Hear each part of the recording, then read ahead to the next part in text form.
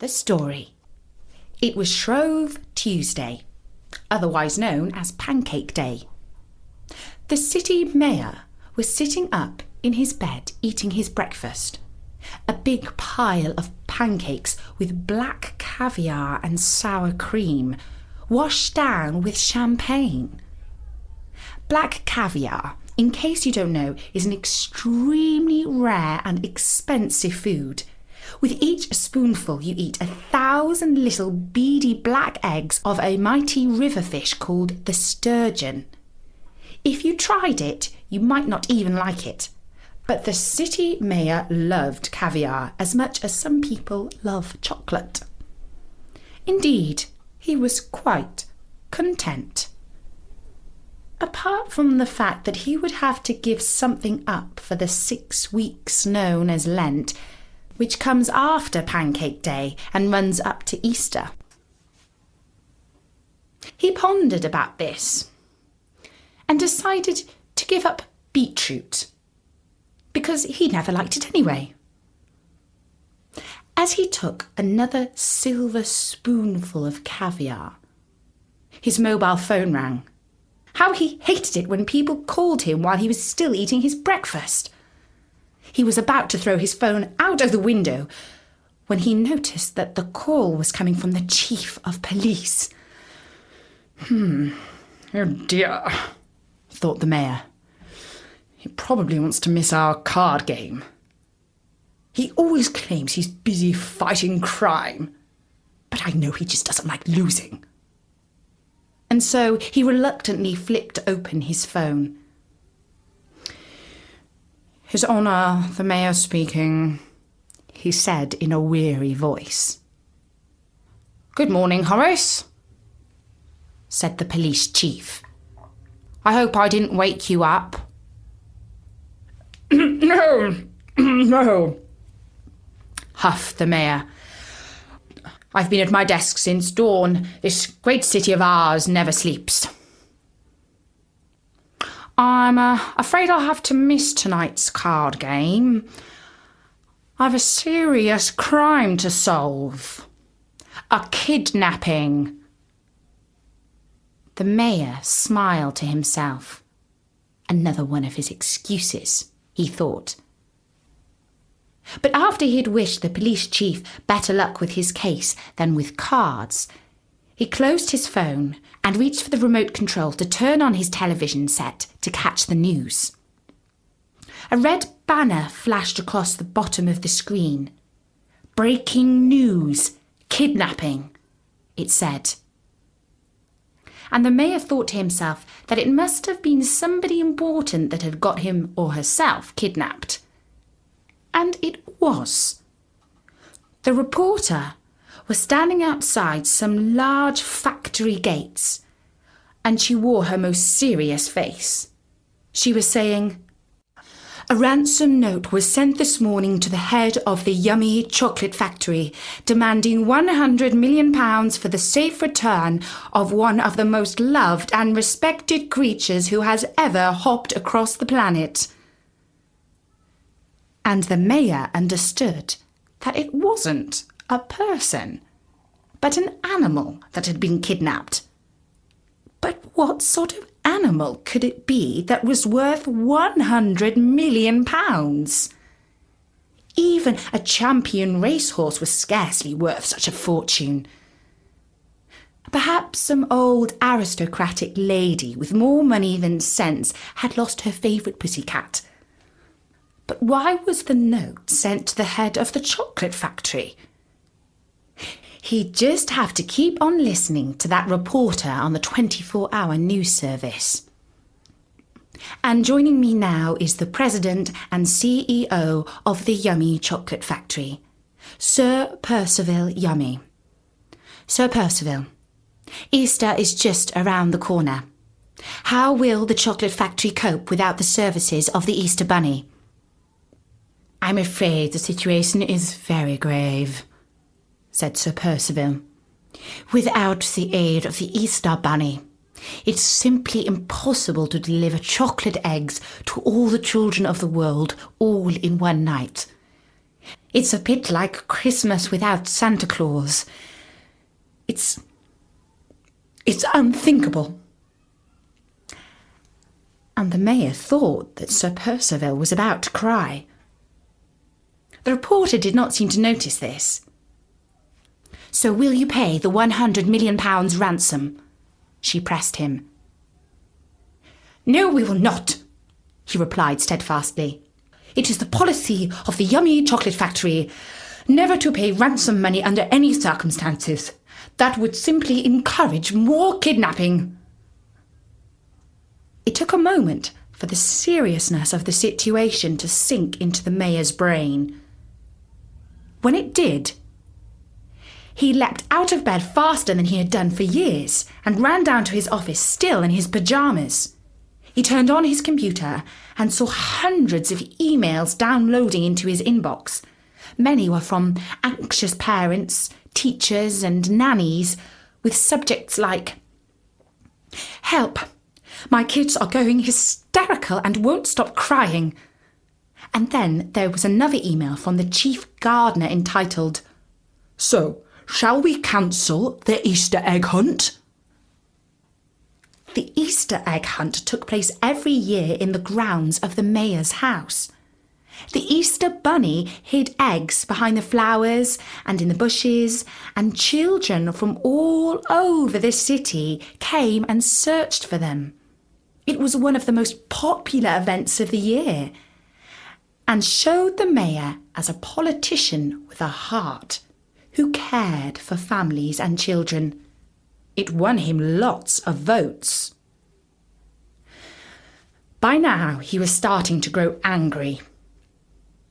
He picked up his red telephone and shouted, "Get me the chief of police!" And a minute later, he was again talking to his friend. "You blithering idiot! Why haven't you found that bunny yet?" The chief of police was used to his old friend's swings of mood, and he replied calmly, "Horace, rest assured that the finest crime-fighting unit in the land is on the case, and at this very moment is rounding up the usual suspects." And at the top of the police chief's list was a name which we have come across before. It belonged to somebody who was known to go quite berserk at the merest sniff of chocolate. He lived in the city zoo. He was a monkey, and his name was Theo. If you've heard the story on the Story Nori called "The Monkey Who Loved Chocolate," you will know that Theo once ate some chocolate and went completely bananas. He went on the rampage, stealing chocolate all over the place. It was coming up to Easter, and there was almost no chocolate left for the children of the city. But Theo calmed down eventually and promised to be good. His hairy face was currently staring out of the police chief's computer screen. Normally, his round brown eyes were cheeky but cute. But at the time his police photograph had been taken, he was startled by the flash and looked like a crazy ape. "Oh, he looks like a bad 'un," said a woman police officer who was passing by. "No worries," said the police chief. "We'll soon have him behind bars." But of course Theo was already living behind bars in the zoo. And much to his surprise and delight, that morning he had found a chocolate egg in his bed of straw, and he had gobbled it up and was now swinging across the roof of the cage, squeaking, "Oh, ah, ah, ah, ah, oh, ah, ah." When the police came to arrest him, his face was covered in brown chocolate, and that made him look especially guilty. The police sergeant said, "There he is. That's the bunny snatcher. And Constable, put on your white gloves and pick up all that chocolate-smudged silver foil. That's evidence, that is. Mr. Grabber, who was the zookeeper in charge of the monkeys, tried to catch Theo, but it wasn't easy because he kept swinging around the bars. While this was all happening, a police dog got chatting to a bulldog whose name was Titanic. Titanic was a squat, muscular, squash-faced animal, and not the brightest canine who had ever lived. His owner was Mr. Grabber, and wherever Mr. Grabber went, Titanic went too. "Perhaps I should have been a police dog," said Titanic, "because I'm really good at catching things. Only yesterday I saw a white rabbit sneaking into the monkey's cage and chatting to that there Theo. When he came out, I chased him into a corner by the visitors' toilets, and I would have gobbled him up, only Mr. Grabber came along and popped him into a bag, and now he's keeping him in a hutch behind the llama's enclosure. There's something very unusual about that rabbit, because he smells. Not like he's supposed to, but like chocolate. I hope we have him for dinner tonight, because I'd really like to try what he tastes like." And when the police dog heard this, he understood that they had come to arrest an innocent monkey. Because it wasn't Theo who had kidnapped the Easter Bunny, but Mr. Grabber and his bulldog. Eventually, when the police threatened to shoot him with a dart that would make him go to sleep, Theo decided to come quietly. He was put under arrest, handcuffed, loaded into the police van, and driven away at high speed with the blue light flashing and the siren going dee dee dee dee dee dee dee dee dee dee. When they got to the police station, Theo was led into a cage. But unlike the cage at the zoo, this one was small, dark, and not very nice, because it was a police cell. Theo screeched, "Help! Let me out! I've been framed!" But the police officers could not understand. All they heard was, "Eek! Ah! Ah!" An hour later, the mayor was standing on the lawn outside his office and talking to the reporter from the 24-hour news station. He looked into the TV camera and said, "I am delighted to tell you that I have successfully guided our city through this grave crisis, and the situation is now under control. The villain who committed this terrible crime is behind bars, and tomorrow he will be tried and found guilty, and then I will personally throw away the key to his prison cell."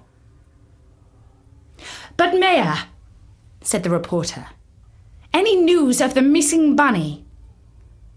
"No more time for questions. Duty calls," said the mayor, and he turned round and went back to his office.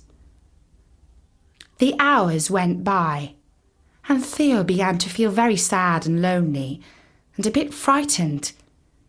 A policeman brought him some bread and water, and offered him a chance to make one phone call. But Theo didn't have anyone to call. And then a lawyer came to see him, and they went up to an interview room where a police officer turned on a tape recorder and said, "You have the right to remain silent, and anything you say may be taken down and used in a court of law as evidence against you." And Theo said, "Oh, ah, ah." And then they took him back to his cell. It was a few hours later, as Theo tried to sleep, that he heard the jangling of keys. He buried his head in his pillow and pretended not to notice. Then a gruff voice said, "Come on, wake up. It's time we sprung you out of here." He opened his eyes and saw that it was a police dog with keys in his mouth. In a jiffy, Theo had sprung up, reached through the bars for the keys and climbed up to get the lock open. Monkeys are highly intelligent primates, you see, and it's not at all difficult for them to do such things. "Put on this blue coat," said the dog. It was a sort of jacket that police dogs sometimes wear. The word police was written on the back. Theo put it on. "Now, try and act like a police dog," said the dog. But as they walked together through the busy part of the station, a policeman said, "I didn't know we were using monkeys on the force." And another policeman said, "I expect he's in line to be the next chief constable." Still, nobody stopped him, and soon they were out on the street and running down the road. On the corner, they paused for breath, and the dog explained what he had heard about Mr. Grabber kidnapping the Easter Bunny. "I might have known it," said Theo. "He's a real villain, is that Mr. Grabber."